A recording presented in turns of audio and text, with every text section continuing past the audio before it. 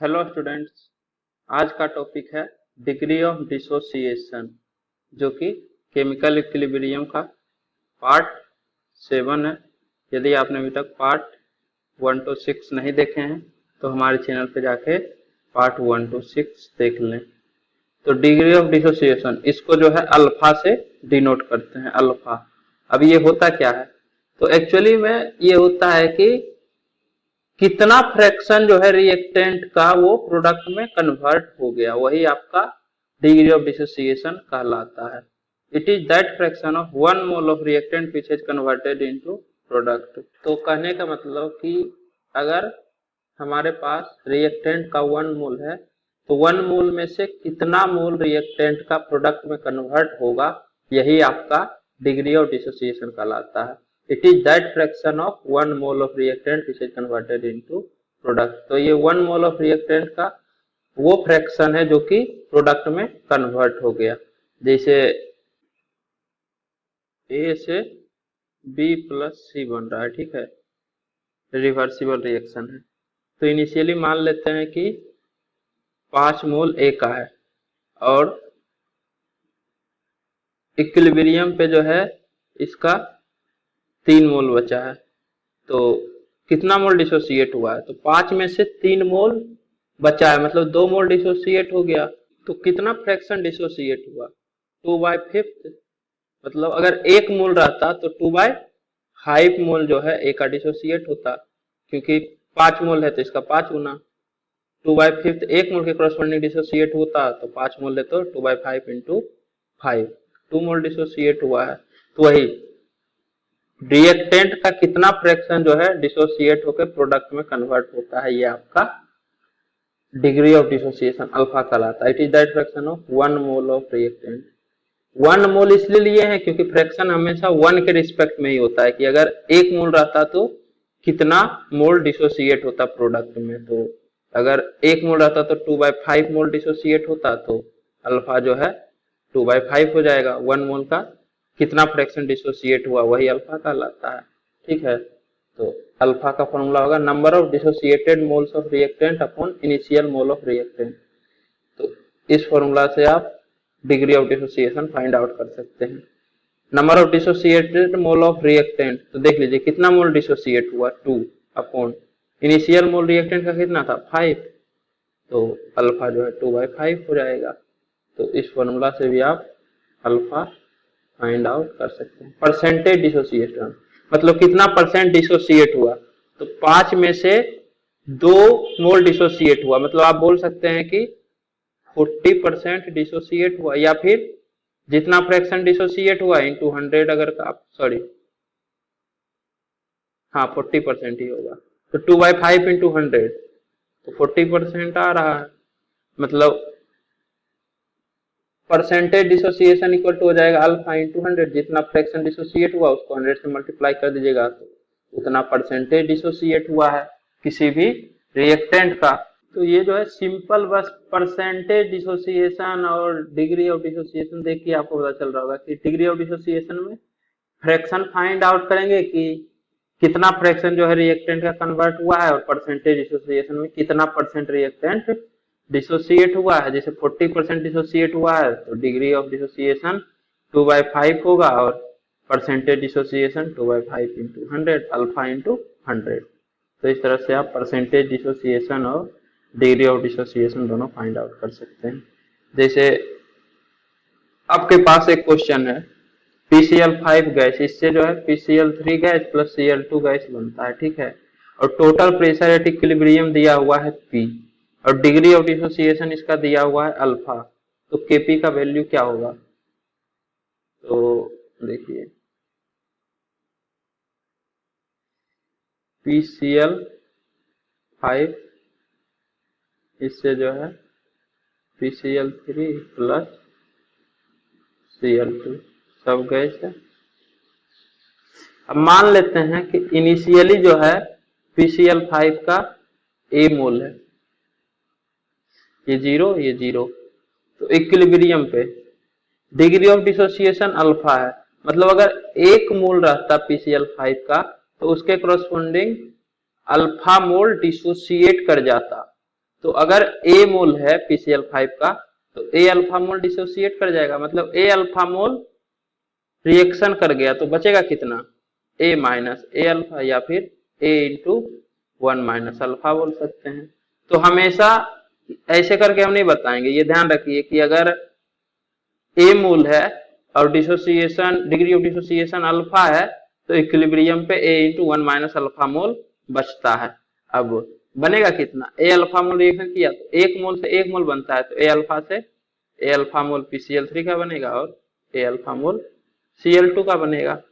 अब total pressure P है और टोटल नंबर ऑफ मोल कितना है, टोटल नंबर ऑफ मोल है A इंटू 1 प्लस अल्फा। तो यहाँ से हर एक का मोल फ्रैक्शन आ जाएगा, मोल फ्रैक्शन ऑफ PCl5 होगा A into 1 minus alpha upon total number of moles, number of mole of PCl5 upon total number of moles, तो 1 minus alpha upon 1 plus alpha. Similarly mole fraction of PCl3 equal to mole fraction of Cl2 equal to number of mole of Cl2 upon total number of moles, A alpha upon A into 1 plus alpha. और PCl3 का number of mole और Cl2 का number of moles A alpha के बराबर है, इसलिए mole fraction भी बराबर हो जाएगा, तो अल्फा अपॉन 1 प्लस अल्फा, ये मोल फ्रैक्शन होगा PCl3 और Cl2 का। और पार्शियल प्रेशर क्या होता है, पार्शियल प्रेशर होता है mole fraction into total pressure, तो प्रेशर ऑफ PCl5 हो जाएगा mole fraction into total pressure, तो इतना into P pressure of PCl5 होगा। सिमिलरली प्रेशर ऑफ Cl2 होगा दिस इनटू P, और similarly pressure of PCl3 this into P, क्योंकि mole fraction PCl3 और Cl2 का एज इट इज है। अब Kp इक्वल टू क्या होगा, Kp इक्वल टू होगा प्रेशर ऑफ Cl2 मतलब alpha P upon 1 plus alpha into pressure of PCl3 alpha P upon 1 plus alpha upon pressure of PCl5, तो 1 minus alpha upon 1 plus alpha into P। अब जो है इसको solve कीजिए तो इसका वैल्यू आएगा, एक 1 प्लस अल्फा जो है कैंसिल आउट हो जाएगा, एक P से P भी कैंसिल आउट हो जाएगा, तो alpha square P upon 1 minus alpha into 1 plus alpha, 1 minus alpha square. तो ये जो है Kp का वैल्यू होगा, Kp इक्वल टू दिस। अब इसी में अगर अल्फा बहुत ही कम हो 1 से, मतलब बहुत कम फ्रैक्शन जो है डिसोसिएट हो, तो उस केस में आप 1 माइनस अल्फा स्क्वायर को अप्रोक्सीमेटली 1 लिख सकते हैं। अगर बहुत कम डिसोसिएशन होगा तो उस केस में 1 minus alpha square is equal to 1 हो जाएगा, मतलब Kp equal to P alpha square या फिर alpha equal to under root Kp by P under the condition alpha is very very less than 1। तो इस तरह से Kp का वैल्यू आप इस रिएक्शन के लिए निकाल सकते हैं अगर डिग्री ऑफ डिसोसिएशन और टोटल प्रेशर इक्विलिब्रियम पे दिया हुआ रहे तब। सिमिलरली इसी तरह का एग्जांपल है फर्स्ट की, अगर A गैस है जिससे B gas plus C gas बनता है और इसका डिग्री ऑफ डिसोसिएशन और टोटल प्रेशर एट इक्विलिब्रियम दिया हुआ रहे, तो उस केस में Kp का क्या वैल्यू होगा, तो Kp equal to alpha square upon 1 minus alpha square into total pressure at equilibrium, मतलब P इक्विलिब्रियम, ये जो है टोटल प्रेशर है इक्विलिब्रियम पे, इससे आप डायरेक्ट Kp निकाल सकते हैं। फर्स्ट जो है ये तो सिमिलर है, इसी तरह से PCl5 के जगह A गैस, PCl3 के जगह B गैस और Cl2 के जगह C गैस आएगा। और फिर से आप मान लीजिए कि यहाँ पे A मोल है PCl5 का और डिग्री ऑफ डिसोसिएशन अल्फा है, तो इक्विलिब्रियम पे A अल्फा मोल रिएक्ट कर गया तो A minus A alpha mole PCl5 का रहेगा। सिमिलरली PCl3 का A अल्फा मोल और Cl2 का A अल्फा मोल बनेगा। फिर इसी तरह से कीजिएगा, टोटल प्रेशर P है तो मोल फ्रैक्शन निकल जाएगा, तो पार्शियल प्रेशर हर एक गैस का आप निकाल सकते हैं, mole fraction into total pressure से पार्शियल प्रेशर निकल जाएगा। तो मोल फ्रैक्शन आप A B C तीनों का निकाल लीजिएगा, तो जो B का पार्शियल प्रेशर आएगा वो PCl3 के पार्शियल प्रेशर के बराबर होगा और Cl2 के पार्शियल प्रेशर के बराबर C का पार्शियल प्रेशर होगा। और ये दोनों सेम होगा, बी और सी का पार्शियल प्रेशर और PCl5 का पार्शियल प्रेशर जो है ए के पार्शियल प्रेशर के बराबर आएगा। सब कुछ सेम ही है, यहाँ बी के जगह ये आएगा, सी के जगह ये आएगा और ए के जगह ये आएगा। सॉल्व करने के बाद फर्दर ये आ जाएगा alpha square upon 1 minus alpha square into P equilibrium, इससे केपी का वैल्यू आएगा। तो जनरल आप ये ध्यान रख सकते हैं कि कोई भी रिएक्शन ए से बी प्लस सी अगर बन रहा है तो केपी का वैल्यू डायरेक्ट ये आ जाएगा alpha square upon 1 minus alpha square into P eight equilibrium. मतलब डिग्री ऑफ डिसोसिएशन और टोटल प्रेशर दिया हुआ रहे तो आप इस फॉर्मूला से डायरेक्ट केपी फाइंड आउट कर सकते हैं। हर बार इतना करने का जरूरत नहीं है कि ए अल्फा ए माइनस ए अल्फा इस तरह से, ठीक है। लेकिन कंडीशन यही है कि ये जो दोनों है, दोनों के केस में इनिशियली सिर्फ ए और एक्स परिएंट हो, प्रोडक्ट परिएंट ना हो। अगर प्रोडक्ट परिएंट रहेगा तो उस केस में आपको फिर से डिराइव करना पड़ेगा, क्योंकि अगर प्रोडक्ट जीरो नहीं रहा तो ए अल्फा प्लस समथिंग आ जाएगा ना, जो भी प्रोडक्ट परिएंट रहेगा तो उसके कोरस्पॉन्डिंग पार्शियल प्रेशर चेंज हो जाएगा, और पार्शियल प्रेशर चेंज हो जाएगा तो आप ये फॉर्मूला नहीं लगा सकते हैं। सिमिलरली अगर x गैस से 2y गैस बन रहा है तो उस केस में केपी का वैल्यू होगा 4 alpha square upon 1 minus alpha square into pressure at equilibrium. इसको भी हम डिराइव कर देते हैं। आप ये फॉर्मूला ध्यान रख सकते हैं दोनों कि अल्फा और टोटल प्रेशर दिया हुआ रहे तो आप केपी किस तरह से निकाल सकते हैं। अगर इस टाइप का रिएक्शन रहेगा, ए से बी प्लस सी बन रहा है तो ये फॉर्मूला लगाइएगा, और x से 2y या फिर a से 2b बन रहा है तो उस केस में ये वाला फॉर्मूला लगाइएगा। देख लीजिए x से 2y गैस बन रहा है, मान लेते हैं कि a मोल इनिशियली था, इक्विलिब्रियम पे a इंटू 1 माइनस अल्फा रहेगा, और a अल्फा मोल रिएक्ट किया तो 2a अल्फा मोल y का बनेगा। तो टोटल प्रेशर P है और नंबर ऑफ मोल क्या हो जाएगा a इंटू 1 प्लस अल्फा। तो प्रेशर ऑफ बाई क्या होगा, प्रेशर ऑफ बाई होगा mole fraction of Y into total pressure. तो मोल फ्रैक्शन ऑफ बाई हो जाएगा 2a alpha upon a into 1 plus alpha. तो 2 alpha upon 1 plus alpha mole fraction है into total pressure, pressure at equilibrium. ये आपका pressure of Y हो गया। Similarly pressure of x होगा mole fraction of x a into 1 minus alpha upon a minus upon a into 1 plus alpha और into pressure at equilibrium. तो 1 minus alpha upon 1 plus alpha जो है pressure of x आ गया। तो अब जो है आप केपी निकालिए, केपी इक्वल टू होगा प्रेशर ऑफ बाई का square, KP equal to pressure of बाई का स्क्वायर, तो 2 alpha upon 1 plus alpha into pressure at equilibrium, इसका square upon pressure of X. तो प्रेशर ऑफ एक्स है 1 minus alpha upon 1 plus alpha into pressure at equilibrium. ये A से ए तो cancel out हो गया ना प्रेशर ऑफ एक्स में, तो यही बचेगा। अब जो है सॉल्व कीजिए, तो सॉल्व कीजिएगा तो ये होगा 4 alpha square upon 1 plus alpha का whole square into P square pressure at equilibrium का square upon 1 minus alpha upon 1 plus alpha into P equilibrium. तो एक पी तो कट जाएगा और एक 1 प्लस अल्फा भी कट जाएगा, और 1 plus alpha into 1 plus alpha multiply हो जाएगा। तो 4 alpha square upon 1 minus alpha square into pressure at equilibrium. तो इस तरह से केपी का वैल्यू आ जाएगा इस टाइप के रिएक्शन के लिए। और इस टाइप का रिएक्शन का एग्जांपल है N2O4 गैस से ट्वाइस NO2 गैस बन रहा है। देखिए X गैस से 2 Y गैस बन रहा है, तो इस केस में आप केपी डायरेक्ट इस फॉर्मूला से निकाल सकते हैं, 4 alpha square upon 1 minus alpha square into pressure at equilibrium. बस ध्यान रखना है कि दोनों के केस में इनिशियली रिएक्टेंट सिर्फ रहे, प्रोडक्ट का अमाउंट जीरो रहे। अगर प्रोडक्ट रहेगा तो आप ये फॉर्मूला अप्लाई नहीं कर पाएंगे, ठीक है। जैसे इससे रिलेटेड एक क्वेश्चन है, 3.68 gram of N2O4 were taken in a vessel and allowed to attain a following equilibrium। तो 3.68 ग्राम N2O4 को एक वेसल में लिए और ये इक्विलिब्रियम अटेन करने का अलाउ है, मतलब ये इक्विलिब्रियम अटेन किया गया। Equilibrium mixture was found to occupy a volume of 2.05 litre and 1 atm pressure at 227 degree Celsius.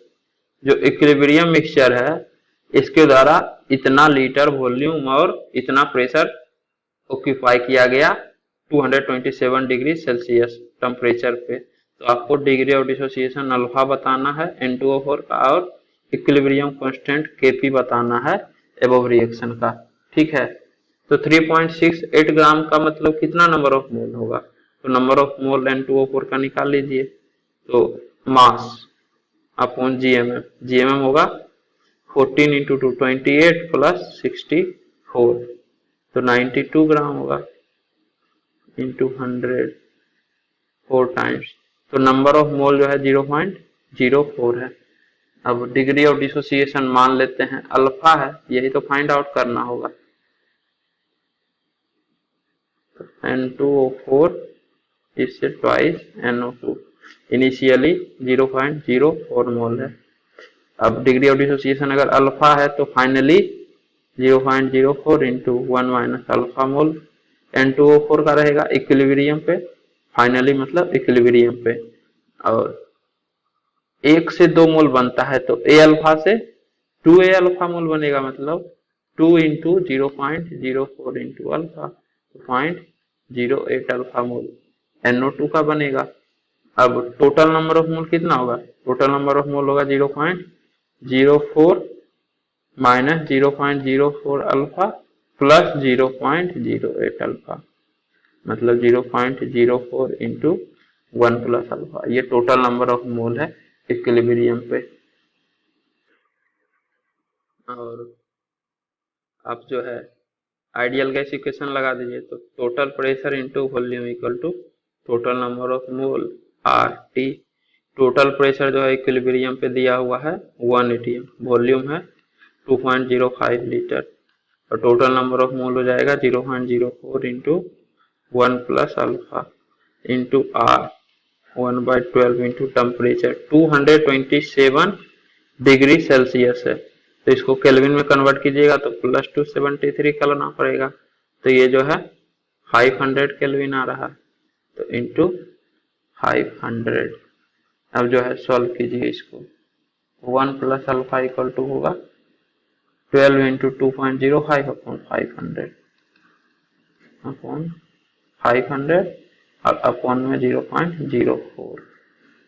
इसको सॉल्व कीजिए 200 और से 3 टाइम 3 इंटू 2.05 अपॉन 5, ये जो है 6.15 अपॉन 5, ये लगभग 1.25 आएगा।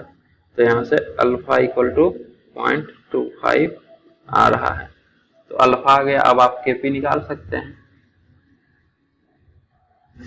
पहला पार्ट आ गया अल्फा। अब केपी इक्वल टू हो जाएगा, डायरेक्ट ये फॉर्मूला लगेगा क्योंकि इनिशियली सिर्फ N2O4 ही प्रेजेंट है। तो Kp इक्वल टू होगा 4 alpha square upon 1 minus alpha square into pressure at equilibrium, और इक्विलिब्रियम पे प्रेशर 1 atm है तो इंटू 1 atm। तो 4 इंटू अल्फा का वैल्यू 1/4 है, तो 1/4 का स्क्वायर 1/16 अपॉन 1 माइनस 1/16, तो ये जो है 4/15 आएगा, क्योंकि यहाँ पे 4/16 और यहाँ 15/16, तो 16 से 16 कैंसिल आउट, तो ये जो है 4/15 केपी का वैल्यू आ जाएगा।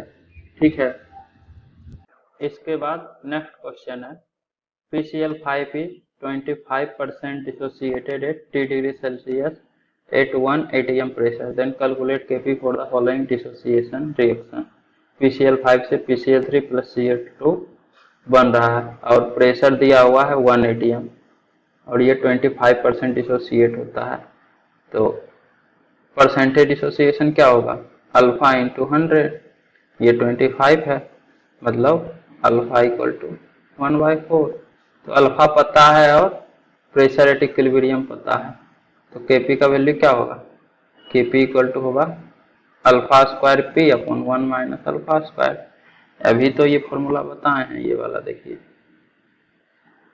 PCl5 से PCl3 प्लस Cl2 गैस, तो alpha square upon 1 minus alpha square into P.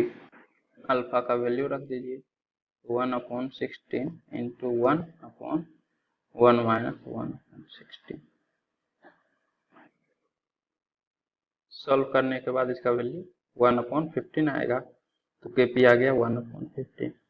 अब इसमें सेकंड पार्ट है कि परसेंटेज डिसोसिएशन कैलकुलेट करना है जब 0.1 atm प्रेशर रहे T डिग्री सेल्सियस पे। तो टेम्परेचर सेम है, मतलब Kp का वैल्यू सेम ही होगा।